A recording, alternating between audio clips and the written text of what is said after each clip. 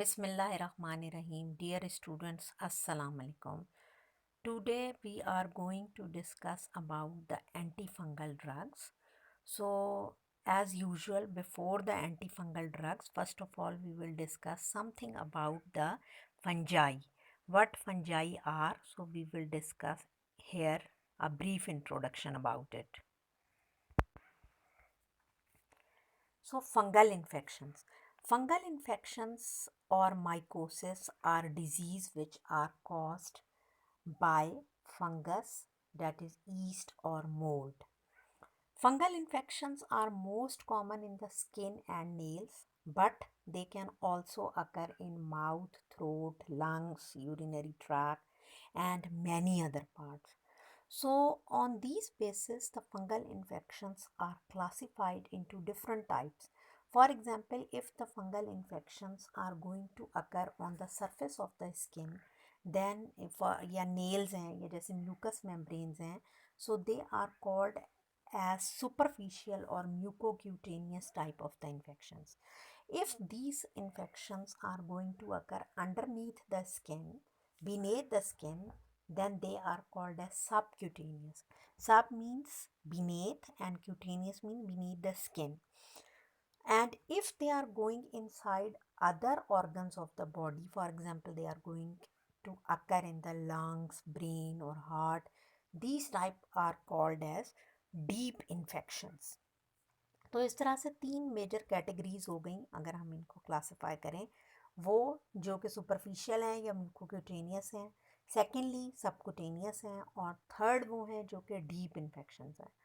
अब superficial fungal infections, जैसा कि हमने पहले भी डिस्कस किया कि they are actually those infections जो कि स्किन या फिर म्यूकस मेम्ब्रेन्स पर होते हैं, और इनकी एग्जांपल्स में ringworm, dermatophytosis, onychomycosis and candidiasis are included.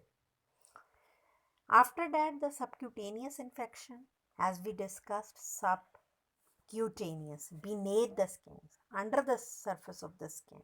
So, अगर कोई वाउंड हो जाए, किसी प्लांट से लग जाए, तो इनके चांसेस होते हैं. And that is why tropical और सब ट्रॉपिकल एरियाज में दे आर कॉमन. और इनकी एग्जांपल्स की अगर हम बात करें तो स्पोरोट्राइकोसिस, रोज गार्डनर डिजीज़ भी कहा जाता है इसको, और क्रोमोब्लास्टोमाइकोसिस, ये इसकी टाइप्स हैं. And third one which is called as a deep fungal infection, जो कि डीप ऑर्गन्स में हो रहे होते हैं, लाइक लंग्स में, हार्ट में, ब्रेन में. इनकी जो एग्जांपल्स हैं उनके अंदर हिस्टोप्लाज्मोसिस, कॉक्सीडायोडियोमाइकोसिस जिसको हम वैली फीवर भी कहते हैं, ब्लास्टोमाइकोसिस, अस्परजिलोसिस जो एस्परजिलस से होती है, pneumocystitis pneumonia and mucormycosis. So these types are included in the deep type of the fungal infections.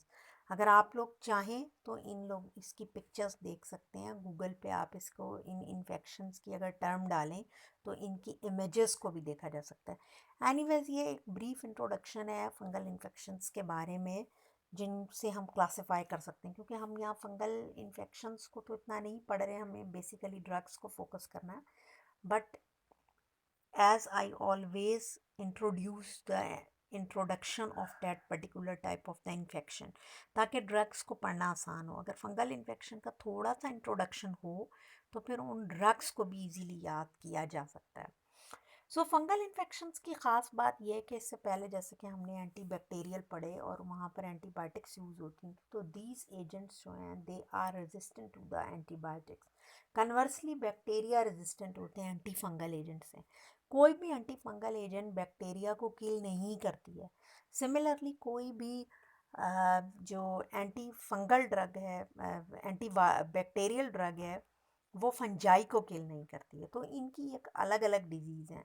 Fungal infection बहुत ज़्यादा कॉमन होते हैं उन पेशेंट्स में जहाँ पर इम्यून सिस्टम सप्रेस हो, और ऐसा केस जो है वो ख़ास तौर पर ऑर्गन ट्रांसप्लांट के दौरान हो सकता है, कैंसर कीमोथेरेपी में हो सकता है, HIV या इन्फेक्शन के केसेस में हो सकता है, जहाँ पर बॉडी का जो अपना इम्यून सिस्टम है वो डाउन हो जाता है, डिप्रेस हो जाता है.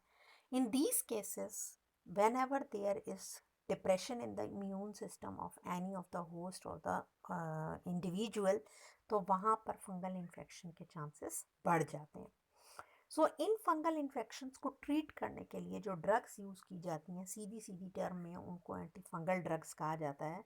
इनको एंटी माइकोटिक ड्रग भी कह सकते हैं. और जिस तरह से हमने बैक्टीरिया में किया था, पढ़ा था कि वो बैक्टीरियोस्टैटिक या बैक्टीरीसाइडल होते हैं, सिमिलरली यहाँ पर भी ये ड्रग्स फंगीसाइडल और they could be fungi static, दो कैटेगरीज में आ सकती हैं. फंगीसाइडल वो हैं जो फंजाई को किल कर देती हैं, और फंगी स्टैटिक वो हैं जो फंजाई की जो ग्रोथ है उसको एक ख़ास पॉइंट के ऊपर अरेस्ट कर देती हैं. सो इन ड्रग्स को इनके ट्रीटमेंट के लिए, इनके प्रिवेंशन के लिए, जो अभी हमने डिफरेंट टाइप्स पढ़ी थी, उसमें इनको इस्तेमाल किया जाता है. एंटी फंगल ड्रग्स को अगर क्लासिफाई किया जाए तो एंटी फंगल ड्रग्स को दो मेजर कैटेगरीज की बेसिस पे क्लासिफाई किया जा सकता है. एक तो वो हैं जो कि on the basis of there structure हैं. ये वाला जो चार्ट इस वक्त यहाँ गिवन है, ये on the basis of there structure है. और दूसरी टाइप वो हो सकती है जो कि on the basis of their infection है, on their use against particular infection. For example, अगर वो सिस्टमिक इन्फेक्शन के लिए यूज़ हो रही हैं या सबक्यूटेनिक्स इन्फेक्शन के लिए यूज़ हो रही हैं, तो वो कहलाएगा on the basis of their infection. लेकिन ये वाली जो क्लासिफिकेशन है, that is given on the basis of there structure, जिसमें पॉलीन्स हैं, एम्फोटेरिसिन बी, निस्टैटिन, हीट्रोसाइक्लिक बेंजोफ्यूरान जिसमें ग्रीसियोफुल्विन है. इसके अलावा एकाइनोकेंडिन्स का एक ग्रुप है जिसमें कैस्पोफंजिन और म्यूकाफंजिन आता है. एजोल एक बहुत बड़ा ग्रुप है जो कि फर्दर क्लासिफाई होता है इमीडाजोल में और ट्रायाजोल्स में. इमीडाजोल्स फर्दर क्लासिफाइड है on the basis of topical use and on the basis of systemic, जिसमें सिर्फ और सिर्फ कीटोकोनाजोल आता है. जबकि टॉपिकल के अंदर क्लोट्रामाजोल, इकोनाजोल, माइकोनाजोल वगैरह शामिल हैं. और एक और मेजर ग्रुप जो एजोल्स में से आता है वो कहलाता है ट्रायाजोल, जिसमें फ्लूकोनाजोल, इट्राकोनाजोल, बोरिकोनाजोल, पोसाकोनाजोल वगैरह शामिल हैं. एलाइल अमाइंस के अंदर टर्बीनाफिन, और जो टॉपिकल एजेंट्स यूज़ हो रहे हैं उसमें टॉलनेफ्टेट, एंडोसाइक्लिन एसिड, बेंजोइक एसिड एट्सेट्रा, ये सब एजेंट्स शामिल होते हैं. ये एंटी फंगल ड्रग्स जो कि फंगल इन्फेक्शंस के ट्रीटमेंट के लिए यूज़ होती हैं, इनको इस तरह भी क्लासिफाई किया जा सकता है कि जो सिस्टमिक इन्फेक्शंस में यूज़ हो रही हैं और वो ड्रग्स जो कि टॉपिकल एजेंट्स हैं. तो सिस्टमिक में we have antibiotics, anti metabolite, azole, allylamine, एकाइनोकेंडिन.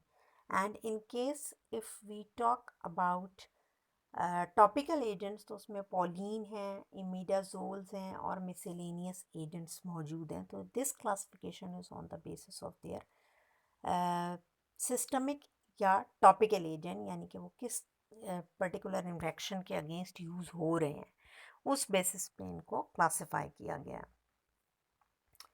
पॉलीन्स एक बहुत बड़ा ग्रुप है, और पॉलीन्स बेसिकली इनका अगर आप मैकेनिज़्म देखें तो ये एर्गोस्टेरोल के साथ बाइंड करके लीकेज या पोर बना देते हैं बेसिकली, जिसकी वजह से फर्दर जो इम्पोर्टेंट कंपोनेंट होते हैं जैसे पोटेशियम वगैरह हैं वो लीक हो जाते हैं.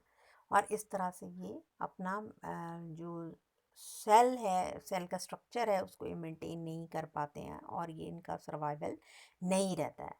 इसकी ये यहाँ पर देखें आप, ये लिपिन कॉट से मैंने डाली है, ये मैकेनिज़्म है इसका. फॉर एग्जांपल, ये यहाँ पर आप देखें कि ये फंगल सेल मेम्ब्रेन है. This is the fungal cell membrane. Note क्यों आ रहा है? So this is fungal cell membrane, और इसमें बेसिकली पोर्स बन गए हैं जो कि एम्फोटेरिसिन बी की वजह से बने हैं. एंड दीज पोर्स की वजह से जो इम्पोर्टेंट कॉन्स्टिट्यूएंट्स हैं, पोटेशियम या जो दूसरे स्मॉल मॉलिक्यूल्स होते हैं, वो यहाँ से लीक हो जाते हैं. और इनके लीक होने की वजह से ये सेल अपना जो स्ट्रक्चर है, जो फंगल सेल है, वो अपना स्ट्रक्चर मेंटेन नहीं रख पाती है, और इसकी वजह से उसकी डिस्ट्रक्शन या डैमेज हो जाता है. इनके नेफ्रोटॉक्सिसिटी बहुत कॉमन है, और ये एक ख़ास बात ये है कि ये लो थेरापेटिक इंडेक्स ड्रग है. इनके एडवर्स इफ़ेक्ट्स ज़्यादा हैं. ओरल अवेलेबल नहीं है, इनको आईवी दिया जाता है। और ये इसका स्पेक्ट्रम है, क्रिप्टोकोकाई, कॉक्सीडियो, डोमाइकोसिस, एस्परजिलोसिस, माइकोरमाइकोसिस, कैंडिडियासिस और जो दूसरे सिस्टमिक इन्फेक्शन है उनमें इनको यूज़ किया जाता है। एजोल एक दूसरा बड़ा ग्रुप है, this is the synthetic group and this synthetic group basically cell membrane को ही ये टारगेट कर रहा होता है। लेकिन थोड़ा सा जो अभी हमने डिस्कस किया इससे पहले पॉलीन्स के बारे में, उससे ज़रा सा इसका मैकेनिज़्म थोड़ा डिफरेंट है। किस तरह से डिफरेंट है ये देखें कि दिस बेसिकली इनहिबिट्स, ये है एजोल एंटी फंगल एजेंट, और ये पर्टिकुलर एंजाइम को ब्लॉक कर रहे हैं which is called as alpha demethylase, 14 alpha demethylase. Squalene convert होता है स्क्वालीन इपॉक्सीडेज में, this is converted into lanosterol and lanosterol is then converted into ergosterol, और इस अर्गोस्टिरोल की कन्वर्जन में ये एंजाइम मौजूद है 14 अल्फा डीमिथाइलेज। एजोल बेसिकली इस एंजाइम को ब्लॉक कर देते हैं सेल मेम्ब्रेन के अंदर और एर्गोस्टिरोल की सिंथेसिस को नहीं होने देते हैं, जिससे सेल अपना मैकेनिज़्म, अपना जो सर्वाइवल मैकेनिज़्म है उसको मेंटेन नहीं रख सकता है और उसकी डेथ हो जाती है। तो यहाँ पर भी ये वही मैकेनिज़्म शो किया गया है कि स्क्वालीन कन्वर्ट हो रहा है लेनोस्टिरोल में, और फिर एर्गोस्टिरोल में ये एंजाइम है alpha methyl 14 alpha D methylase, जो कि इस कन्वर्जन को ब्लॉक कर देगा और जिसकी वजह से फंगल सेल मेम्ब्रेन सरवाइव नहीं कर सकेगी, सेल सरवाइव नहीं कर सकेगा और उसकी डेथ हो जाएगी।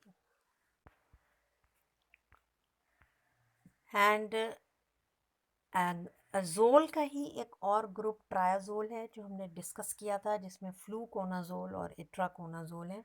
इनके साइड इफ़ेक्ट्स इनके मुकाबले में कम हैं, और स्पेक्ट्रम में अगर आप देखें तो क्रिप्टोकोकस और कैंडिडा इन्फेक्शंस वगैरह में ये यूज़ होते हैं।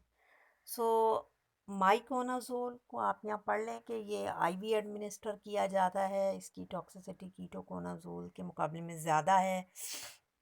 और कीटोकोनाजोल जो है ये ओरली एडमिनिस्टर्ड इमीडाजोल है, जबकि ये जो non life threatening systemic fungal infections होते हैं या म्यूकोक्यूटेनियस कैंडिडियासिस है, उसमें इसको यूज़ किया जा सकता है।